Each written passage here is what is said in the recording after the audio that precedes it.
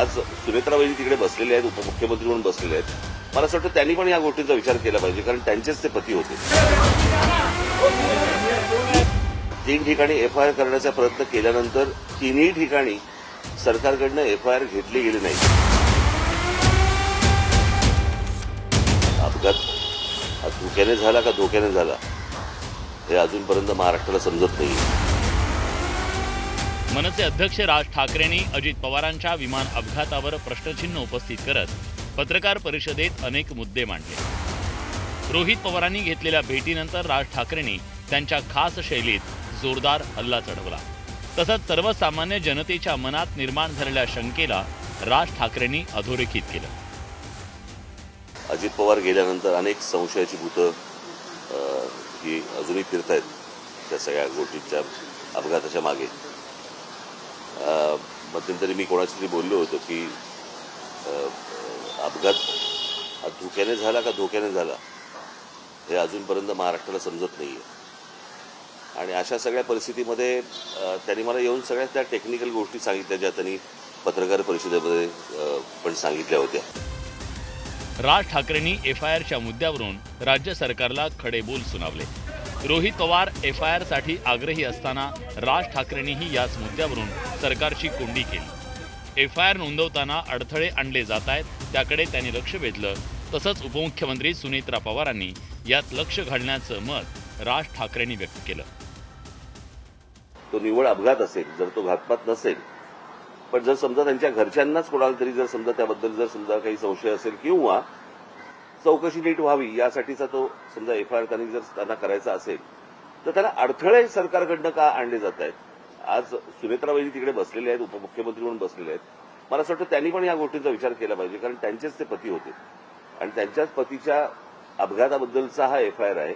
आणि सरकारकडनं असा दबाव येतोय की तुम्ही एफआयआर घेऊ नका. मला यातलं काही राजकारण मला काही माहिती नाही की नक्की काय चालू आहे ते.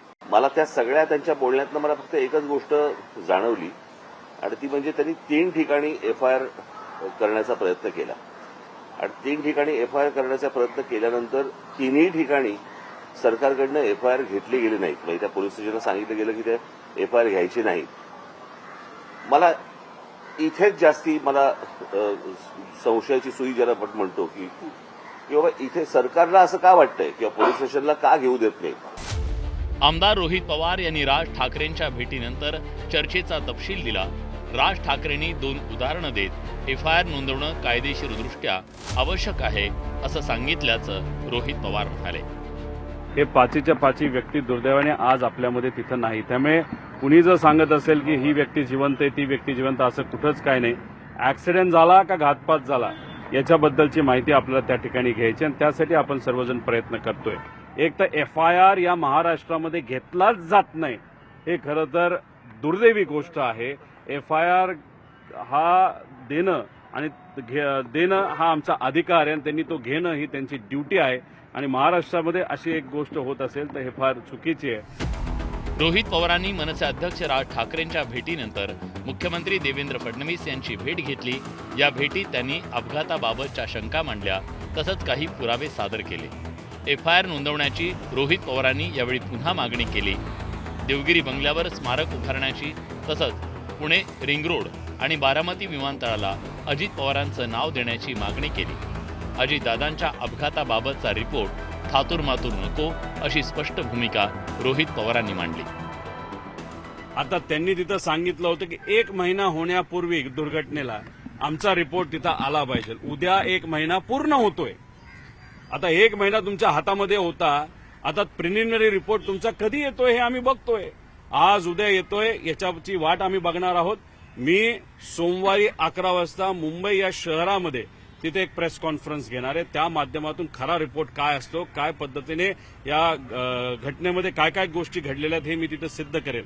आणि रिपोर्ट जो आज उद्या येणार आहे तो जर थातूर मातूर दिला, नावापुरता दिला तर महाराष्ट्राची जनता यांना सोडणार नाही. त्यामुळे थातूर मातूर साधा द्यायचा म्हणून एखादा रिपोर्ट तुम्ही देत असाल तर हे आम्हाला मान्य नाही. देत असताना योग्य पद्धतीचाच रिपोर्ट त्या ठिकाणी दिला गेला पाहिजे अशी आमच्या सगळ्यांची मागणी आहे. रोहित पवार आणि राज ठाकरेंनी घेतलेल्या भूमिकेवर सत्ताधाऱ्यांनी उत्तर दिलंय. मुळामध्ये त्यांना अभ्यास जास्त आहे तो खरा आहे का खोटा आहे का केवळ फक्त राजकीय आहे हे कालांतरानंतर आपल्याला लक्षात येईल. एखाद्या मोटरसायकलचा आणि सायकलचा जरी ॲक्सिडेंट झाला आणि पोलिसांना त्याची खबर जर का मिळाली तर त्याची FIR नोंदवली जाते. एवढा मोठा अपघात झाला आणि त्याची नोंद घेतली नसेल पोलिसांनी असं कधी होत नाही. अजित पवार यांच्या अपघाताबाबत संशय उपस्थित होत असताना FIR नोंदवण्याचा मुद्दा राजकीय वादाचा केंद्रबिंदू ठरलाय. एकीकडे विरोधक सरकारवर दबावाचा आरोप करतायत तर दुसरीकडे सरकारकडून अजून अधिकृत स्पष्टीकरण आलेलं नाहीये. परिणामी अपघात धुक्यानं की धोक्यानं या प्रश्नाचं उत्तर सध्या FIR आणि पारदर्शक तपास यातून मिळेल का याकडे राज्याचं लक्ष लागलंय. संतोष गोरे, न्यूज 18 मराठी, मुंबई.